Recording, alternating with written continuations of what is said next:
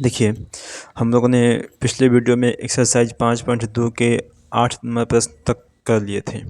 आज हम लोग 9 नंबर प्रश्न से करेंगे। देखिए, 9वां जो प्रश्न है वो बोला है कि यदि किसी एपी के तीसरे और 9वें पद क्रमशः 4 और -8 है तो इसका कौन सा पद शून्य होगा।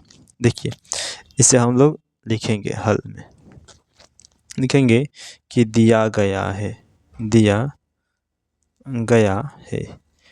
देखिए इसमें क्या क्या दिया है। पहला कह रहा है कि तीसरे और 9वें, यानी कि तीसरा जो बोल रहा है सबसे पहले तीसरा बोल रहा है, उसके बाद 9वां बोल रहा है। तो जो पहले बोला वो ये पहले वाला होगा और जो बाद में बोला वो बाद वाला होगा।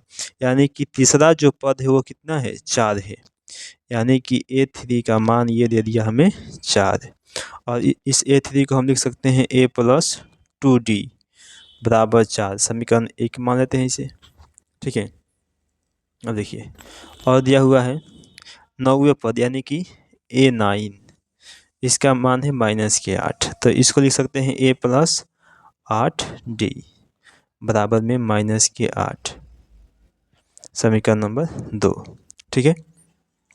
अब देखिए, अब क्या करेंगे हम लोग, इसमें से पहले हम लोग A और D का मान निकालेंगे, ठीक है। समीकरण 1 और समीकरण 2 से।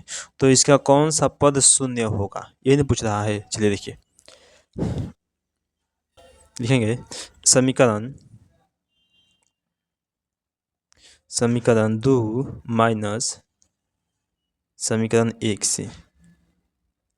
समीकरण 2 देखिए ये है A+8D बराबर -8 और एक है A+2D बराबर के 4।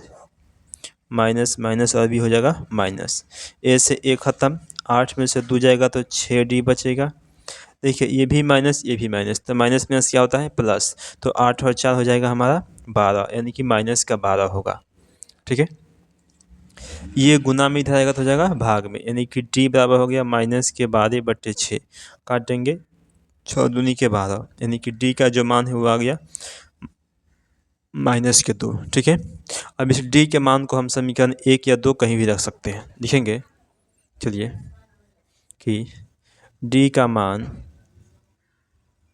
समीकरण 1 में रखने पर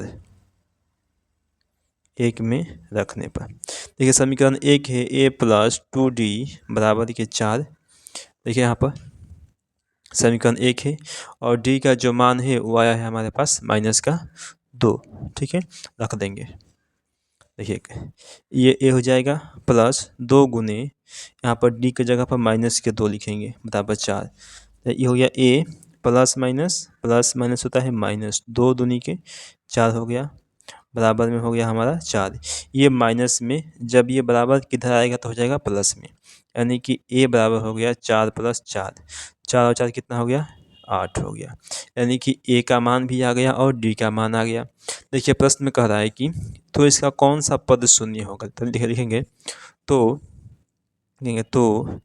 AN बराबर 0, ठीक है। यानी कि AN का मान 0 दिया हुआ है, इसमें कौन सा पद यानी कि N का मान हमें निकालना है। इसका सूत्र होता है A + N-1 × D बराबर 0। तो A का मान 8 है, लिख देंगे 8 प्लस N का मान हमें निकालना है तो इसको ऐसे ही छोड़ देंगे गुने D। तो D का मान -2 आया था बराबर 0।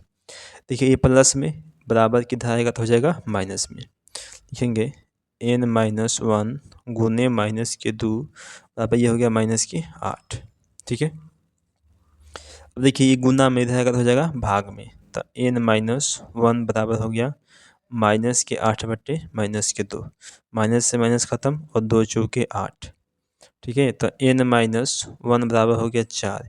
ये माइनस में इधर आएगा तो हो जाएगा प्लस में, यानी कि N बराबर हो गया 4 + 1 बराबर हो गया 5, ठीक है। यानी कि जो 5वां पद है वो कितना होगा 0 होगा। चलिए आते हैं अब हम लोग अगला प्रश्न 10 नंबर में। देखिए 10वां जो प्रश्न है वो क्या है।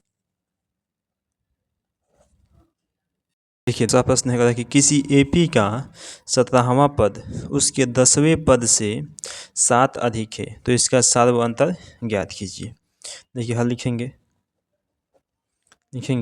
कि दिया गया है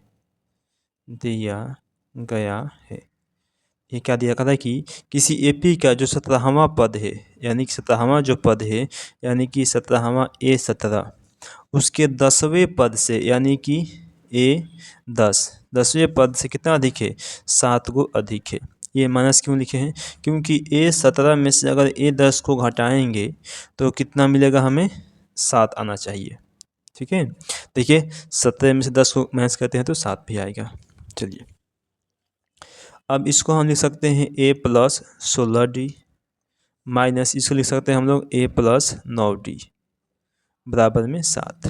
ठीक है, अब यहाँ पर ये कोष्ठ हम इसलिए लगा दिए क्योंकि यहाँ पर लगा है माइनस। ठीक है, तो ये जो माइनस होता है दोनों के लिए होता है। देखो ये आपका A+16D और इस जगह माइनस का A और प्लस माइनस माइनस का 9D बराबर हो गया 7। देखिए A से A कैंसिल, बच गया 16 और 9। 16 में से 9 को माइनस करेंगे तो आ जाएगा 7D बराबर में 7। 7 से 7 कैंसिल, तो D का जो मान है वो आ गया आपका 1। ठीक है, चलिए आपका 10वां प्रश्न भी बन गया।